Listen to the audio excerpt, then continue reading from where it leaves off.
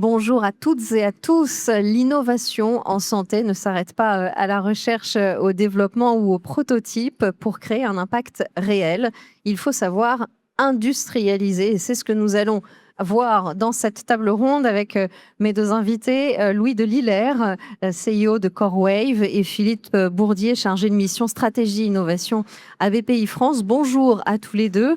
Bonjour. Et bienvenue sur ce plateau de la French Care. Alors, Philippe Bourdier, je me retourne vers vous pour commencer avec peut-être cette question très large, mais qui va nous permettre de poser les enjeux. Pourquoi l'industrialisation aujourd'hui est-elle devenue un enjeu stratégique en général et pour BPI France peut-être en particulier dans la santé ? C'est un enjeu stratégique pour une raison majeure, c'est la souveraineté. Et je pense qu'on en a beaucoup parlé au cours des différentes tables rondes qui ont eu lieu pendant le salon. Ça, c'est un enjeu majeur et on peut le décliner un peu à l'envi. Ça concerne évidemment tous les secteurs. La France a connu une désindustrialisation très forte au cours des dernières années. On est aujourd'hui, la part de l'industrie, c'est moins de 10%. On souhaite et on veut Du PIB français, du c'est ça ? PIB, absolument. Et on souhaite atteindre 12% à horizon 10 ans. Pourquoi ? C'est ce qui permettrait en fait d'équilibrer la balance commerciale des produits manufacturiers. Aujourd'hui, on est assez largement déficitaire. Donc, en augmentant la part de l'industrie dans le PIB, on rééquilibre tout ça. Donc, ça nous permet de contribuer à avoir une réelle indépendance. Et donc, on a construit, il y a 3 ans à peu près, un plan industrie chez BPI France avec un axe très très fort, avec 3 enjeux majeurs. Des grandes cathédrales, on l'a connu avec des projets comme Vercors, par exemple, assez emblématique dans le domaine des batteries. Construire des leaders mondiaux avec des très gros projets. On a parlé de Gigafactory, par exemple. Mais également, parce qu'il faut s'appuyer également sur le tissu des PME et ETI existantes et les aider à se transformer, faire face à tous les enjeux auxquels elles sont confrontées aujourd'hui. Et puis, et on le verra avec l'exemple de Louis, évidemment, c'est contribuer à la fois à l'émergence des startups industrielles, mais surtout à leur passage à l'échelle au sens industriel. Et l'innovation pour ces 3 enjeux-là est majeure et clé. Et on envisage de mettre 35 milliards d'euros avec l'ensemble de la boîte à outils de BPI France sur les 5 prochaines années. Donc on prend effectivement cet enjeu stratégique que vous venez très bien de nous poser. Louis de Lillers avec CoreWave, donc vous développez, vous allez nous en dire plus et sûrement bien mieux que moi, et vous fabriquez des pompes cardiaques de nouvelle génération. Et effectivement, d'où on passe d'un projet R&D avec cette émergence et puis du coup cet aller vers un projet industriel et un passage à l'échelle. Qu'est-ce qui... Oui, dans notre domaine, c'est indispensable de le faire assez tôt, puisque il en va de la sécurité des patients, puisque quand on industrialise, on sait ce qu'on fabrique, on sait ce qui sort, et vous l'avez dit, on fait des pompes cardiaques, et les pompes cardiaques sont des dispositifs vitaux, donc on ne peut pas se permettre d'avoir des défaillances liées à un problème de fabrication. Donc ça, c'est la réponse à ça, c'est l'industrialisation et la maîtrise du processus de fabrication. Et ensuite, de la même façon, comme dans notre domaine, les données cliniques sont très importantes, que ce soit pour l'accès au marché, mais aussi pour supporter des revendications de bénéfices cliniques, il est important de toujours tester la même chose. Et là, encore une fois, ce qui permet de fabriquer toujours la même chose de façon extrêmement précise et rigoureuse, c'est l'industrie et l'industrialisation. Et alors justement, vous disiez tester la même chose et on comprend en vous écoutant que cette industrialisation est une phase critique. Vous disiez qu'il fallait la maîtriser et cette maîtrise passe par quoi ? Il faut avoir sa propre usine. Comment est-ce que finalement on maîtrise cette phase ? Oui, dans notre domaine des pompes cardiaques, ce qui vraiment se fait, c'est assez classique, c'est de construire sa propre usine et maîtriser sa fabrication. Puisqu'il y a à la fois, dans toute la phase de transfert de R&D, il y a vraiment un lien qui est très très fort avec les équipes, avec des itérations que vous ne pouvez pas faire si vous êtes avec un partenaire extérieur. Ce n'est pas la même intégration. À telle enseigne que nous, on a vraiment voulu que notre usine soit au même endroit que notre centre de R&D. Donc c'est vraiment dans les mêmes... pour vraiment faciliter ces échanges, ça c'était quelque chose de crucial. Et ensuite, on est sur un dispositif, encore une fois, sur lequel on ne peut pas lésiner sur la qualité, on doit vraiment contrôler les choses. Et donc ça, c'est très important. La meilleure façon de contrôler, c'est de fabriquer soi-même. Philippe Bourdier, je me retourne vers vous. Cette phase donc d'industrialisation qu'on comprend, qui est critique et qui doit être maîtrisée, comment est-ce que vous l'accompagnez à BPI France et est-ce que finalement cette phase est suffisamment prise en compte au départ d'un projet d'innovation? Alors, je pense qu'elle est insuffisamment prise en compte, hein. Vous avez raison, maintenant il y a plusieurs voies. Louis a une voie effectivement d'intégration, très très en amont. Il y en a d'autres. Certains projets peuvent se faire avec des stratégies un peu différentes et avec une externalisation, au moins au démarrage, pour limiter les risques. Et on a une conviction chez BPI France, c'est qu'il faut travailler sur plusieurs cas de figure. Il y a le cas de figure effectivement de l'intégration avec la construction d'une usine par la start-up elle-même. Et on se rend compte un petit peu à l'instar de ce qui s'est passé au cours des dernières années, qu'on a probablement insuffisamment intégré la dimension compétence industrielle, l'importance de cette compétence-là qui est véritablement clé, qui est cruciale, avec d'ailleurs des niveaux très différents. Ça va de l'opérateur, on parle souvent de l'ingénieur, mais même dans des technologies très de rupture, comme celle dont on parle là, et en particulier en santé, les ingénieurs, c'est important, les techniciens sont fondamentaux, les opérateurs aussi. Et en fait, toute cette chaîne, on l'a un peu perdue dans la phase de désindustrialisation. Donc, on a un peu perdu de vue cet aspect-là, cet aspect humain qui est véritablement important. Et puis, la connexion avec l'écosystème. L'écosystème médical peut être très proche de l'écosystème parfois d'entreprises qui sont dans le secteur, dans d'autres secteurs automobiles. Par exemple, je pense à une entreprise dans l'Ain qui s'appelle Infiplast, qui était très positionnée sur le secteur automobile, qui a une dizaine d'années a pris le pari finalement de se lancer vers la santé comme co-traitant pour d'autres entreprises qui étaient plutôt elles, vouées à rester sur l'étape de R&D, elles apportent un savoir-faire industriel très fort. Donc, on a probablement suffisamment pris en compte ces dimensions-là, ce risque. Louis le disait, c'est du temps long. C'est du temps long sur la phase de R&D, on le sait depuis très longtemps. Ça fait à peu près une quarantaine d'années, finalement, que BPI France et les structures qui étaient auparavant finançaient la R&D. On finance l'industrialisation depuis moins longtemps. On a aujourd'hui une boîte à outils qui est assez complète, avec des outils de conseil.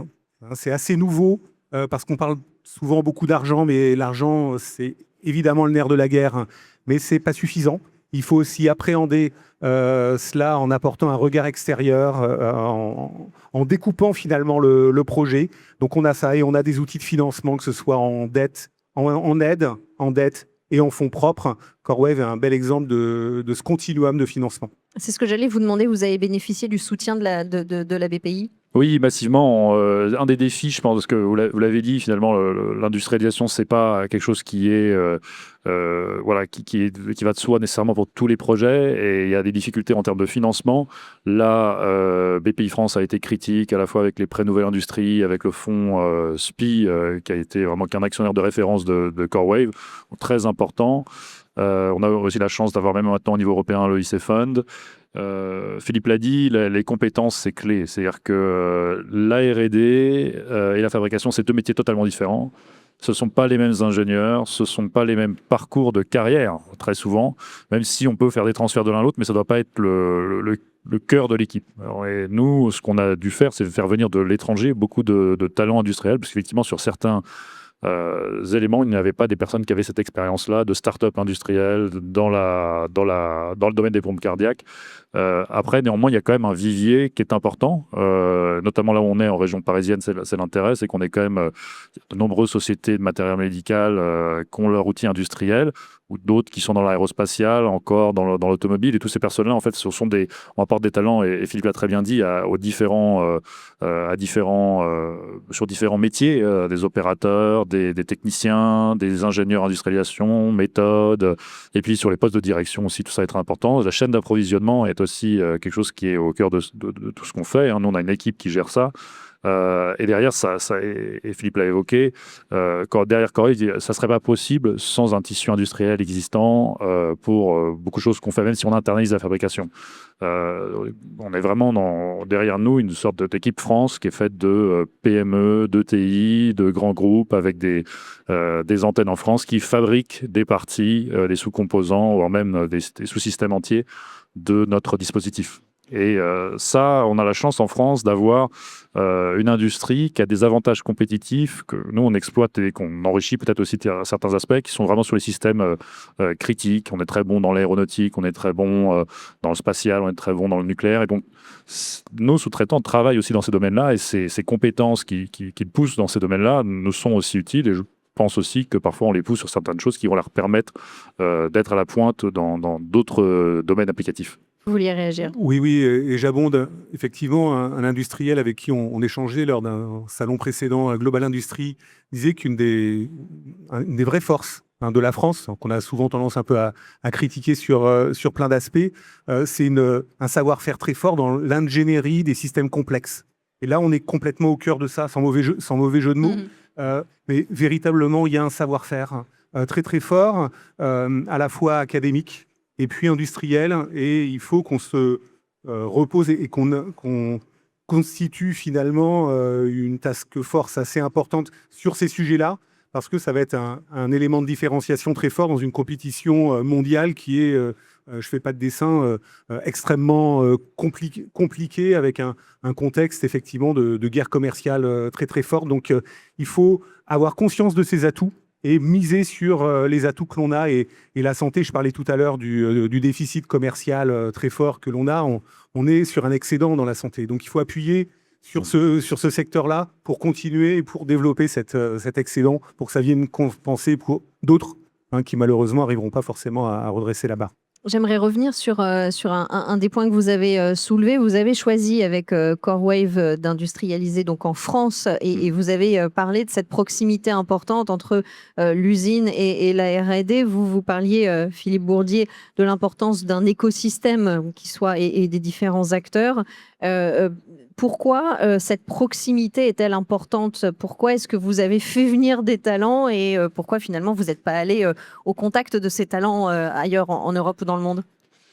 Oui, en fait, la technologie CoreWave, elle est née en France, et donc il y a toute une équipe de R&D qui est basée à Clichy, et tout ce savoir-faire est très important dans la phase de fabrication.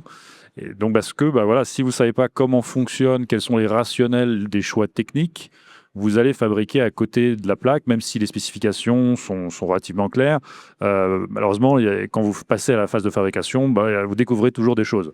Et si vous n'avez pas les architectes, quelque part, en tout cas les designers, vraiment ceux qui ont pensé le système à côté, c'est très compliqué.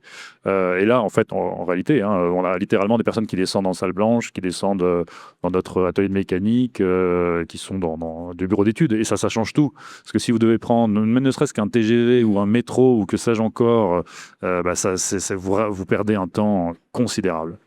Et l'enjeu pour des startups, puisque c'est des sociétés qui vivent en fait vraiment de levées de fonds successives et qui sont un peu sous perfusion d'argent qui arrive en capital essentiellement, eh bien, c'est d'aller très vite. Et donc, on ne peut pas se permettre de perdre du temps avec des itérations qui sont trop longues parce qu'on n'est pas géographiquement au même endroit. Et dans les différents modèles que vous avez évoqués tout à l'heure, différents modèles d'industrialisation qui peuvent être différents du choix que vous avez fait, est-ce que cette passerelle entre la R&D et l'industrie se fait aussi, et comment? Oui, et la proximité aussi est importante. Et on voit d'ailleurs fleurir des initiatives qu'on ne voyait pas il y a quelques années. C'est un exemple dans l'Est de la France d'une start-up qui est dans les dispositifs médicaux, qui avait besoin, là pour le coup, d'un sous-traitant dans le domaine électronique. En fait, ce sous-traitant lui a dit, mais on peut vous apporter plus que de la simple sous-traitance, entre guillemets. On a de la place, on a de l'espace. Venez chez nous. On va déjà pouvoir peut-être assembler des choses. Et puis, venez mettre vos démonstrateurs, vos premiers procédés. Mettez-les chez nous et vous allez pouvoir bénéficier d'ailleurs des techniciens, des ingénieurs locaux de ma PME gratuitement pour vous permettre de monter en puissance et monter en expertise. Et en fait, c'est une espèce de mariage qui s'est fait alors de manière un petit peu au hasard, mais grâce à la proximité. Et c'est un sujet qu'on veut pousser. Parce qu'on est assez convaincu que ce modèle-là, il est bénéfique quand on se compare par exemple à l'Italie. Ils travaillent beaucoup sur des schémas de grappes. Et on doit construire ça. Ça fait très longtemps qu'on parle de ça. Et je pense qu'on est à un momentum où, au niveau des startups, sont en capacité aujourd'hui de se dire il ne faut pas qu'on fasse tout seul. Elles l'ont assez largement en tête. Et les PME se disent on peut bénéficier de la valeur ajoutée à la fois, un peu de business de la part des startups, mais aussi d'une nouvelle vision, d'une transformation qu'on doit mener en intégrant par exemple le digital très très en amont dans les process, voire les produits. Et ça, c'est quelque chose qui peut être très bénéfique pour tout le monde. D'où l'importance aussi des communautés comme la French Care pour Absolument. désiloter et mettre en relation. Et de la French Fab, et le mélange. Et vous avez les deux, d'ailleurs. J'ai deux coques Exactement. et c'est un des enjeux avec Olivier de mêler le plus possible ces deux coques. Oui, tout à fait. J'avais une question pour vous, Louis Delillers. Finalement, avec CoreWave, est-ce que vous pouvez être un petit peu un fer de lance, un moteur de cette filière qui se structure de réindustrialisation Est-ce que... Je pense qu'en tout cas, on est une de ces manifestations. On n'est pas le seul. Il y a d'autres sociétés industrielles dans notre domaine ou dans d'autres domaines. Et je suis convaincu qu'on a besoin, pour faire la réindustrialisation, de différents modèles. Et je pense que ça a été évoqué même par d'autres personnes qui disent voilà, c'est très important que les ETI, les PME puissent se développer, qu'on crée les conditions qui leur permettent de bien se développer. Et puis aussi, effectivement, les startups industrielles ont beaucoup à apporter, puisqu'on est capable de prendre plus de risques, de renverser la table, de réinventer des choses. Et de par la nature du modèle financier, en fait, on est obligé de courir. Ce que je l'ai dit tout à l'heure, c'est vraiment, il y a cette pression qui est liée à notre modèle économique. Et ça, c'est vrai que ça pousse à faire à faire des choix qui poussent à l'efficacité. Alors après, dans le domaine de la santé, c'est un peu particulier, parce qu'il y a évidemment l'enjeu qui est critique, c'est d'avoir un dispositif sûr, et c'est le patient en premier. Mais du reste, on est capable de bouger beaucoup plus vite que si vous avez un grand groupe où il y a un tas de processus de décision qui sont plus longs. Et nous, on le voit d'ailleurs, on a recruté récemment des personnes qui ont fait une partie de leur parcours dans des grands groupes, qui sont en l'occurrence chez le leader du marché dans le domaine des pompes cardiaques. Ils ont vu une petite start-up un peu se modifier et être absorbée finalement par des grosses structures. Ils disent voilà, aujourd'hui, dans ma structure précédente, c'était impossible d'innover. Là, on a un peu le meilleur des deux mondes, c'est-à-dire vraiment à la fois ces bonnes pratiques du domaine médical qui assurent la sécurité du patient, et puis la vitesse pour innover. Un mot de la fin, peut-être, Philippe Bourdier, sur la priorité à engager pour réindustrialiser dans la santé. Alors c'est vrai dans la santé, c'est vrai dans d'autres domaines. Je pense qu'on a aujourd'hui un sujet qui est de lutter contre une prédation forte, en particulier de la Chine. Je pense que c'est un enjeu majeur pour sauver tout cet écosystème existant. Ça c'est clé. Puis on en a un deuxième, plutôt pour les startups industrielles, c'est de renforcer les fonds propres des entreprises. C'est vrai aussi d'ailleurs pour les PME, il y a besoin de moyens, importants, parce que et le troisième, finalement, c'est de la commande, et la commande publique, et la commande également privée des grands groupes. Il faut qu'on ait, on va dire, c'est pour moi les facteurs clés de succès. Il n'y a pas un levier qui est plus important que les autres, mais cette commande-là, cette commande locale, les autres le font. Les Allemands privilégient quand ils achètent la Deutsche Qualität, et je pense que la French Touch et la qualité française, elle est aussi vraie dans plein de domaines, et en particulier dans le domaine médical. Donc il faut privilégier, sans faire de distorsion de concurrence évidemment, mais il faut privilégier l'achat français, l'achat local. Encore une fois, la proximité, elle est clé. Je vous voyais... Oui, tout à fait. J'abonde sur des différents points. Alors nous, sur l'achat local, on est moins concernés puisque 95% du marché est à l'export. Et d'ailleurs, on a démarré nos essais cliniques à l'étranger. Et j'espère qu'on contribuera un peu à ce que Philippe évoquait, c'est-à-dire le rééquilibrage de la balance commerciale. Sur l'aspect des fonds propres, je pense que oui, effectivement, c'est dommage parce qu'il y a un véritable capitalisme, notamment familial, qui existe en France. Nous, on a la chance d'avoir des investisseurs familiaux, mais il n'y en a quasiment aucun français. Et c'est pourtant des grandes familles qui ont été extrêmement couvertes de succès. Donc je pense qu'il y a un vrai enjeu pour que les investisseurs français, en particulier familiaux, qui ont des gènes souvent dans l'industrie, parce que leur fortune vient de là et savent ce que c'est, et ils sont capables de se mettre dans le temps long, qui est le temps de l'industrie, de se positionner sur ces projets qui à la fois seront avec un ADN très, très, très commun, on en arrive très bien à parler ensemble, et ensuite qui seront source de retours très intéressants. Parce que par rapport aux grands enjeux du 21e siècle, des enjeux de santé publique, l'insuffisance cardiaque en fait partie, c'est quand même un décès sur 10 en France, le sujet sur lequel on se trouve, donc c'est colossal, mais des enjeux climatiques, etc., ça va quand même beaucoup être vers les startups industrielles industrielle qui va se passer, parce que justement, elles sont capables d'être beaucoup plus en rupture, ce qui ne veut pas dire qu'elles vont être comme ça en train de flotter dans l'air. Elles doivent être ancrées dans le territoire et ancrées avec des partenaires industriels qui sont autour d'elles et qui sont voilà, c'est essentiellement des ETI, des PME, voire des TPE. Mais je pense que ce type de structure a vraiment intérêt, représente une véritable opportunité, un gisement d'opportunité pour le capitalisme financier et le capitalisme familial français.